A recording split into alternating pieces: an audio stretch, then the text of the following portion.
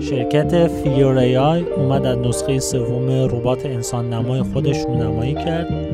این نسخه کاملا داخل منزل شما میتونید استفاده کنید و تمام کارهای خونه شما رو براتون انجام میده.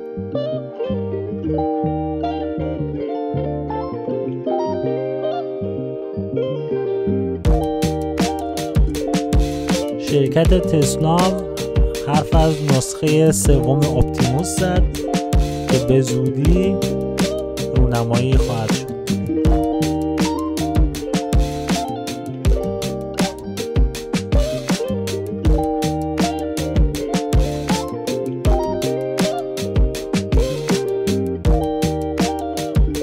در آخر هم سامسونگ از خط تولید تراشی تمام اتوماتیک خودش قرار رونمایی کنه.